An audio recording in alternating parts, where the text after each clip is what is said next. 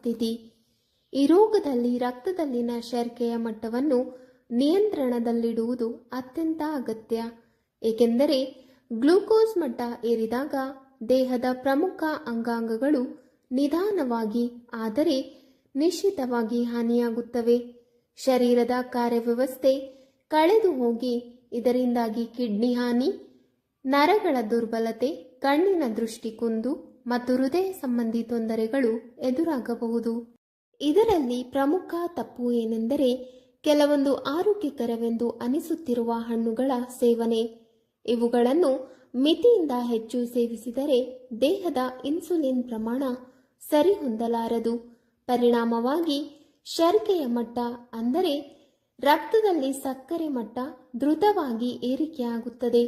ಈ ರೀತಿ ನಿಯಂತ್ರಣ ತಪ್ಪಿದ ಶುಗರ್ ದೀರ್ಘಾವಧಿಯಲ್ಲಿ ಅತೀವ ಗಂಭೀರ ಸ್ಥಿತಿಗೆ ಕೊಂಡೊಯ್ಯುತ್ತದೆ.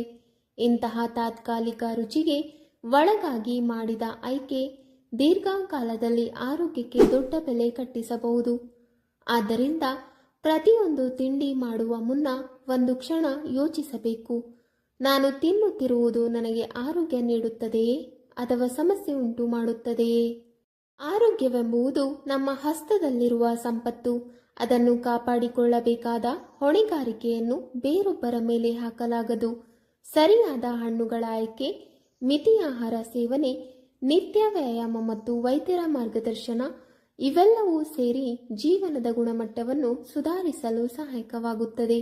ಹಾಗಾದರೆ ಬನ್ನಿ ಸ್ನೇಹಿತರೆ, ಮಧುಮೇಹ ರೋಗಿಗಳು ಯಾವ 6 ಹಣ್ಣುಗಳನ್ನು ಸೇವಿಸಬಾರದು ಎಂಬುದರ ಬಗ್ಗೆ ಸಂಪೂರ್ಣವಾಗಿ ಈ ವಿಡಿಯೋದಲ್ಲಿ ತಿಳಿಯೋಣ. ಹಣ್ಣುಗಳು ಮತ್ತು ತರಕಾರಿಗಳನ್ನು ತಿನ್ನುವುದು ಹೃದ್ರೋಗ ಮತ್ತು ಕ್ಯಾನ್ಸರ್ ಅಪಾಯವನ್ನು ಕಡಿಮೆ ಮಾಡುತ್ತದೆ. ದೇಹದಲ್ಲಿನ ಜೀವಸತ್ವಗಳು, ಖನಿಜಗಳು ಮತ್ತು ಫೈಬರ್ ಕೊರತೆಯನ್ನು ಪೂರೈಸಲು ಹಣ್ಣುಗಳು ಉತ್ತಮ ಆಯ್ಕೆಯಾಗಿದೆ. ಆದರೆ ಇಲ್ಲಿಯೂ ನೀವು ಜಾಗರೂಕರಾಗಿರಬೇಕು, ಏಕೆಂದರೆ ಕೆಲವು ಹಣ್ಣುಗಳು ಸಕ್ಕರೆಯ ಪ್ರಮಾಣವು ತುಂಬಾ ಹೆಚ್ಚಾಗಿರುತ್ತದೆ. ಅಂತಹ ಪರಿಸ್ಥಿತಿಯಲ್ಲಿ ರಕ್ತದಲ್ಲಿನ ಸಕ್ಕರೆಯ ಹೆಚ್ಚಳವನ್ನು ತಪ್ಪಿಸಲು ಮಧುಮೇಹ ರೋಗಿಗಳು ತಮ್ಮ ಹಣ್ಣುಗಳನ್ನು ಬುದ್ಧಿವಂತಿಕೆಯಿಂದ ಆರಿಸಬೇಕು. 1. ಬಾಳೆಹಣ್ಣು. ಬಾಳೆಹಣ್ಣು ಮಧುಮೇಹ ರೋಗಿಗಳಿಗೆ ಅತಿಯಾದ ಜಾಗ್ರತೆಯಿಂದ ಸೇವಿಸಬೇಕಾದ ಹಣ್ಣುಗಳಲ್ಲಿ ಒಂದು. ಈ ಹಣ್ಣಿನಲ್ಲಿ ಕಾರ್ಬೋಹೈಡ್ರೇಟ್ ಮತ್ತು ನೈಸರ್ಗಿಕ ಸಕ್ಕರೆ ಅಂದರೆ ಫ್ರಕ್ಟೋಸ್ ಹಾಗೂ ಗ್ಲೂಕೋಸ್ ಹೆಚ್ಚು ಪ್ರಮಾಣದಲ್ಲಿರುತ್ತದೆ.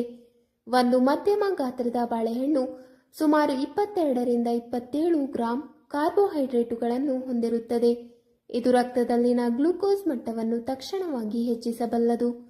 ಬಾಳೆಹಣ್ಣು ಮಧ್ಯಮದಿಂದ ಹೆಚ್ಚಾದ ಗ್ಲೈಸೆಮಿಕ್ ಇಂಡೆಕ್ಸ್ ಹೊಂದಿದ್ದು, ಇದನ್ನು ಸೇವಿಸಿದಾಗ ರಕ್ತದಲ್ಲಿನ ಶರ್ಕರೆ ಶೀಘ್ರವಾಗಿ ಏರಿಕೆಯಾಗುವುದು ಸಾಮಾನ್ಯ.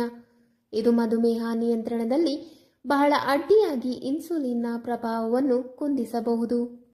ಮಧುಮೇಹ ರೋಗಿಗಳಲ್ಲಿ ಇಂಥ ತೀವ್ರ ಗ್ಲೂಕೋಸ್ ಏರಿಕೆಯಿಂದ ಅನಿರೀಕ್ಷಿತ ತಲೆಸುತ್ತು, ಆಯಾಸ, ಮೂಡ್ ಸ್ವಿಂಗ್ ಅಥವಾ ಭವಿಷ್ಯದಲ್ಲಿ ನರಗಳ ತೊಂದರೆಗಳು ಉಂಟಾಗಬಹುದು.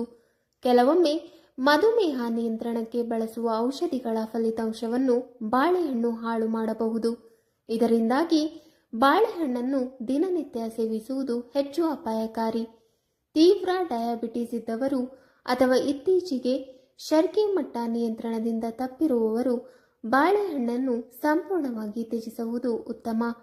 ಆದ್ದರಿಂದ ಮಧುಮೇಹ ರೋಗಿಗಳು ಬಾಳೆಹಣ್ಣನ್ನು ಸೇವಿಸುವ ಮುನ್ನ ವೈದ್ಯರ ಸಲಹೆ ಪಡೆಯುವುದು ಮತ್ತು ಅವಶ್ಯಕತೆ ಇದ್ದರೆ ಅತಿ ಕಡಿಮೆ ಪ್ರಮಾಣದಲ್ಲಿ ಇತರ ಕಡಿಮೆ ಜಿಐ ಇರುವ ಆಹಾರಗಳೊಂದಿಗೆ ಸಂಯೋಜಿಸಿ ಸೇವಿಸುವುದು ಸುರಕ್ಷಿತ ಮಾರ್ಗವಾಗಿದೆ.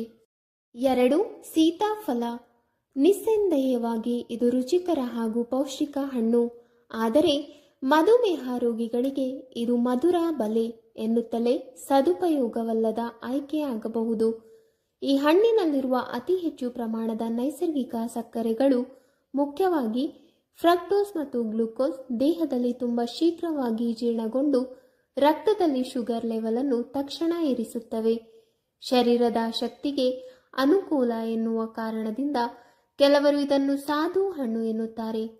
ಆದರೆ ಮಧುಮೇಹ ಹೊಂದಿರುವ ವ್ಯಕ್ತಿಗೆ ಈ ಶಕ್ತಿ ತಾತ್ಕಾಲಿಕವಾದರೂ ಪರಿಣಾಮಗಳು ದೀರ್ಘಕಾಲದವಾದವು. ಇನ್ಸುಲಿನ್ ಸಮರ್ಪಕವಾಗಿ ಕೆಲಸ ಮಾಡದ ದೇಹದಲ್ಲಿ ಸೀತಾಫಲ ಸೇವನೆಯಿಂದ ಗ್ಲೂಕೋಸ್ ನಿಯಂತ್ರಣದಿಂದ ತಪ್ಪುವುದು ಖಚಿತ. ಇದರಿಂದ ತಕ್ಷಣವಾಗಿ ಬಾಯಿ ಒಣಗುವುದು, ಆಯಾಸ, ಎದೆಬಡಿತ ಹೆಚ್ಚಾಗುವುದು ಮತ್ತು ತಲೆ ಸುತ್ತು ಮುಂತಾದ ಲಕ್ಷಣಗಳು ಕಾಣಬಹುದು. ಹೆಚ್ಚು ಅವಲಂಬನೆ ಮಾಡಿದರೆ ಕಿಡ್ನಿ ಸಮಸ್ಯೆಗಳು, ನಸುಗು ತೊಂದರೆ, ಕಣ್ಣಿನ ದೃಷ್ಟಿಹಾನಿ ಮತ್ತು ಹೃದಯ ಸಂಬಂಧಿತ ಅಪಾಯಗಳು ಸೊಂಟದ ಹತ್ತಿರ ಬರುತ್ತವೆ. ಈ ಹಣ್ಣಿನ ಸಿಹಿತನಕ್ಕೆ ಮನಸೋತರೆ ಕ್ಷಣಿಕ ರುಚಿಗೆ ಬಲಿಯಾಗುವುದು. ಆದರೆ ಮುಂದಿನ ದಿನಗಳಲ್ಲಿ ಚಿಕಿತ್ಸೆಗಾಗಿ ಆಸ್ಪತ್ರೆ ಓಡಾಟ ಬೇಕಾಗಬಹುದು. ಆದ್ದರಿಂದ ಮಧುಮೇಹ ರೋಗಿಗಳು ಸೀತಾಫಲ ಸೇವಿಸಲು ಇಚ್ಛಿಸುವಾಗ ವೈದ್ಯರ ಸಲಹೆ ಪಡೆಯುವುದು, ಬಹಳ ಕಡಿಮೆ ಪ್ರಮಾಣದಲ್ಲಿ ಸೇವಿಸುವುದು ಅಥವಾ ಸಂಪೂರ್ಣವಾಗಿ ತಪ್ಪಿಸುವುದು ಜಾಣತನದ ನಿರ್ಧಾರವಾಗುತ್ತದೆ. ಆರೋಗ್ಯದ ರಕ್ಷಣೆ ಎಂದರೆ ಊಟದ ಆಯ್ಕೆಗಳ ಬಗ್ಗೆ ಜವಾಬ್ದಾರಿ ಹೊಂದಿರುವುದು. ಸಿಹಿಯ ರುಚಿಯ ಹಿಂದೆ ಅಡಗಿರುವ ಅಪಾಯವನ್ನು ಗುರುತಿಸಿ ಸುರಕ್ಷಿತ ಜೀವನ ಶೈಲಿಗೆ ಹೆಜ್ಜೆ ಹಾಕೋಣ. 3. ಅನಾನಸ್. ಅನಾನಸ್ ಒಂದು ಸ್ವಾದಿಷ್ಟವಾಗಿದ್ದು ವಿಟಮಿನ್ ಸಿ ಹಾಗೂ ಆಲ್ಕಲೈನ್ಸ್ಗಳಿಂದ ಕೂಡಿದ ಹಣ್ಣು ಆಗಿದ್ದರೂ ಮಧುಮೇಹ ರೋಗಿಗಳಿಗೆ ಇದು ಬಹುಪಾಲು ಅಪಾಯಕಾರಿಯಾಗಿ ಪರಿಣಮಿಸಬಹುದು. ಅನಾನಸ್ನಲ್ಲಿ ನೈಸರ್ಗಿಕ ಸಕ್ಕರೆ ಭಾರಿ ಪ್ರಮಾಣದಲ್ಲಿ ಅಡಗಿದೆ. ಇದಲ್ಲದೆ ಇದರ ಗ್ಲೈಸೆಮಿಕ್ ಇಂಡೆಕ್ಸ್ ಸುಮಾರು 56ರಿಂದ 66ರ ನಡುವೆ ಇರುತ್ತದೆ. ಇದನ್ನು ಮಧ್ಯಮದಿಂದ ಹೆಚ್ಚಿನ ಜಿಐ ಹೊಂದಿರುವ ಹಣ್ಣಾಗಿ ಪರಿಗಣಿಸಲಾಗಿದೆ. ಇದು ತಿನ್ನುತ್ತಿದ್ದಂತೆಯೇ ದೇಹದಲ್ಲಿ ಶೀಘ್ರವಾಗಿ ಜೀರ್ಣಗೊಂಡು ರಕ್ತದ ಶರ್ಕರೆ ಮಟ್ಟವನ್ನು ತ್ವರಿತವಾಗಿ ಏರಿಸುತ್ತದೆ. ಮಧುಮೇಹ ಹೊಂದಿರುವವರು ನಿಯಮಿತವಾಗಿ ಅಥವಾ ಅತಿಯಾದ ಪ್ರಮಾಣದಲ್ಲಿ ಅನಾನಸನ್ನು ಸೇವಿಸಿದರೆ ಇನ್ಸುಲಿನ್ನ ಶಕ್ತಿ ಮೀರಿದ ಶರ್ಕರೆಯ ಪ್ರಮಾಣವನ್ನು ನಿಭಾಯಿಸಲು ಸಾಧ್ಯವಿಲ್ಲ. ಈ ಕಾರಣದಿಂದಾಗಿ ಬ್ಲಡ್ ಶುಗರ್ ಲೆವೆಲ್ ನಿಭಾಯಿಸುವ ಯೋಜನೆ ಸಂಪೂರ್ಣ ಹದಗೆಡಬಹುದು ಹಾಗೂ ದೀರ್ಘಾವಧಿಯಲ್ಲಿ ಕೆಲವೊಂದು ಗಂಭೀರ ಆರೋಗ್ಯ ಸಮಸ್ಯೆಗಳಾದ ನ್ಯೂರೋಪತಿ ಅಂದರೆ ನಾಡಿ ದುರ್ಬಲತೆ, ರೆಟಿನೋಪತಿ ಅಂದರೆ ಕಣ್ಣಿನ ದೃಷ್ಟಿಹಾನಿ, ಕಿಡ್ನಿ ತೊಂದರೆಗಳು ಹಾಗೂ ಹೃದಯದ ಅಪಾಯಗಳು ಎದುರಾಗುವ ಸಾಧ್ಯತೆ ಹೆಚ್ಚು. ಇದನ್ನೆಲ್ಲ ಮನದಟ್ಟಾಗಿ ಅರ್ಥ ಮಾಡಿಕೊಂಡು ಮಧುಮೇಹ ರೋಗಿಗಳು ಅನಾನಸ್ ಸೇವನೆಗೆ ತಾತ್ಕಾಲಿಕ ರುಚಿಗಿಂತ ದೀರ್ಘಕಾಲದ ಆರೋಗ್ಯವನ್ನೇ ಮೊದಲಿಗೆಯಲ್ಲಿ ಇರಿಸಬೇಕು. ಕೆಲವೊಮ್ಮೆ ವೈದ್ಯರ ಸಲಹೆಯೊಂದಿಗೆ ಕಡಿಮೆ ಪ್ರಮಾಣದಲ್ಲಿ ಮಾತ್ರ ಸೇವಿಸಬಹುದಾದರೂ ನಿರ್ಲಕ್ಷ್ಯದಿಂದ ಸೇವನೆ ಮಾಡಿದರೆ ಪರಿಣಾಮ ತುಂಬ ಗಂಭೀರವಾಗಬಹುದು. 5. ಮಾವು ಹಣ್ಣು. ಹೆಸರಿಗೇನು ಹಣ್ಣುಗಳ ರಾಜ ಎಂದೇ ಪ್ರಖ್ಯಾತ. ಇದರ ಸಿಹಿತನ, ರುಚಿ ಮತ್ತು ಸುವಾಸನೆ ಬಹುಶಃ ಯಾರನ್ನಾದರೂ ಆಕರ್ಷಿಸದೇ ಇರಲ್ಲ. ಆದರೆ ಈ ಸಿಹಿತನವೇ ಮಧುಮೇಹಿಗಳ ಆರೋಗ್ಯಕ್ಕೆ ತೀವ್ರ ಅಕ್ಕರೆಯ ವಿಷವಾಗುತ್ತದೆ. ಮಾವು ಹಣ್ಣಿನಲ್ಲಿ ಅಡಗಿರುವ ನೈಸರ್ಗಿಕ ಶರ್ಕರೆಗಳು, ವಿಶೇಷವಾಗಿ ಫ್ರಕ್ಟೋಸ್ ಮತ್ತು ಸುಕ್ರೋಸ್, ಇವು ದೇಹಕ್ಕೆ ತಕ್ಷಣ ಶಕ್ತಿ ನೀಡಿದ್ರೂ ಗ್ಲೂಕೋಸ್ ಮಟ್ಟವನ್ನು ವೇಗವಾಗಿ ಹೆಚ್ಚಿಸುತ್ತವೆ. ಒಂದು ಮಾವು ಹಣ್ಣಿನಲ್ಲಿ ಅಂದಾಜು 45ರಿಂದ 50 ಗ್ರಾಂ ಕಾರ್ಬೋಹೈಡ್ರೇಟ್ ಇರುತ್ತದೆ.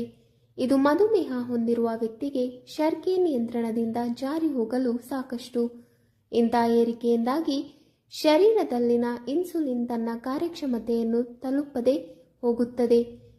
ಇದರ ಪರಿಣಾಮ ತೀವ್ರ ದಣಿವು, ಬಾಯಿ ಒಣಗುವುದು, ಹೆಚ್ಚಿದ ಮೂತ್ರ ಪ್ರಮಾಣ, ತಲೆ ಸುತ್ತು ಇತ್ಯಾದಿ.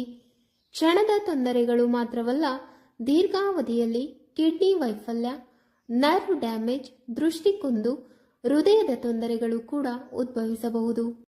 ಹೆಚ್ಚಾಗಿ ಮಾವು ಹಣ್ಣು ತಿನ್ನುವಾಗ ನಮಗೆ ಇದು ನೈಸರ್ಗಿಕ ಹಣ್ಣು ಏನು ಸಮಸ್ಯೆ ಎಂಬ ಭ್ರಮೆ ಇರುತ್ತದೆ. ಆದರೆ ನೈಸರ್ಗಿಕವೆಂದುಕೊಂಡು ನಿಯಂತ್ರಣವಿಲ್ಲದೆ ಸೇವಿಸಿದರೆ ಅದು ಸಮಸ್ಯೆಯ ಮೂಲವಾಗಬಹುದು. ಮಧುಮೇಹ ರೋಗಿಗಳು ಮಾವು ಹಣ್ಣು ಸೇವಿಸುವ ಮುನ್ನ ಒಂದು ಬಾರಿ ತಜ್ಞರ ಸಲಹೆ ಪಡೆಯುವುದು ಉತ್ತಮ. ಕಡಿಮೆ ಪ್ರಮಾಣದಲ್ಲಿ ನಿಯಮಿತ ಸಮಯದಲ್ಲಿ ಸೇವಿಸುವುದು ಒಂದಷ್ಟು ಸುರಕ್ಷಿತವಾದ ಮಾರ್ಗವಾಗಬಹುದು. ಆರೋಗ್ಯವೇ ಅಸಲಿ ಆಸ್ತಿ. ತಾತ್ಕಾಲಿಕ ಸಿಹಿತನಕ್ಕಿಂತ ದೀರ್ಘಕಾಲದ ಆರೋಗ್ಯದ ಮೆಲುಕು ಉತ್ತಮ. ಏಕೆಂದರೆ ರುಚಿ ಕೆಲವು ನಿಮಿಷಗಳಿರಬಹುದು, ಆದರೆ ಪರಿಣಾಮ ವರ್ಷಗಳವರೆಗೆ ಬದುಕನ್ನು ಪ್ರಭಾವಿಸಬಲ್ಲದು. 6. ದ್ರಾಕ್ಷಿ. ಸಣ್ಣದಾದರೂ ಸಿಹಿಯಾದ, ಮನಸ್ಸಿಗೆ ತಕ್ಷಣ ಖುಷಿ ನೀಡುವ ಹಣ್ಣು. ಆದರೆ ಈ ಸಿಹಿತನದ ಒಳಗಿನ ಗಂಭೀರ ಸತ್ಯವನ್ನು ಮಧುಮೇಹ ರೋಗಿಗಳು ಗಮನಿಸಬೇಕು.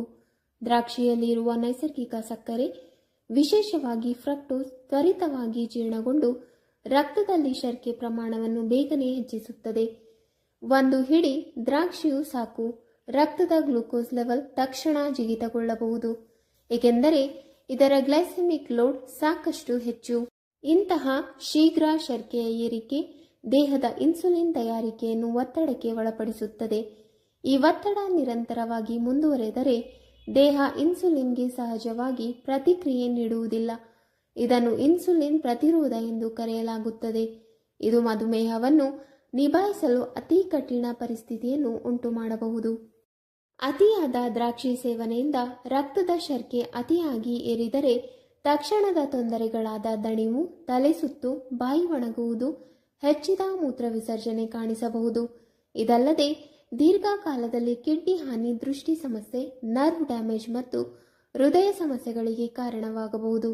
ಹೀಗಾಗಿ ದ್ರಾಕ್ಷಿಯ ಸಿಹಿತನಕ್ಕೆ ಮರುಳಾಗದೆ ಮಧುಮೇಹ ರೋಗಿಗಳು ಇದರ ಸೇವನೆಗೆ ತುಂಬ ಎಚ್ಚರಿಕೆ ವಹಿಸಬೇಕು. ಸೇವಿಸಬೇಕೆಂದರೆ ಡಾಕ್ಟರ್ನ ಸಲಹೆಯಂತೆ ಕಡಿಮೆ ಪ್ರಮಾಣದಲ್ಲಿ ಮಾತ್ರ ಸೇವಿಸುವುದು ಸೂಕ್ತ. ತಾತ್ಕಾಲಿಕ ರುಚಿಯಿಂದ ದೀರ್ಘಕಾಲದ ಆರೋಗ್ಯ ಮುಖ್ಯ. ಆರೋಗ್ಯಪೂರ್ಣ ಬದುಕಿಗೆ ಜಾಣತನದ ಆಯ್ಕೆ ಅಗತ್ಯ. ವೀಕ್ಷಕರೇ, ನಿಮಗೆ ಈ ಮಾಹಿತಿ ಇಷ್ಟವಾದಲ್ಲಿ ವಿಡಿಯೋಗೆ ಲೈಕ್ ಮಾಡಿ.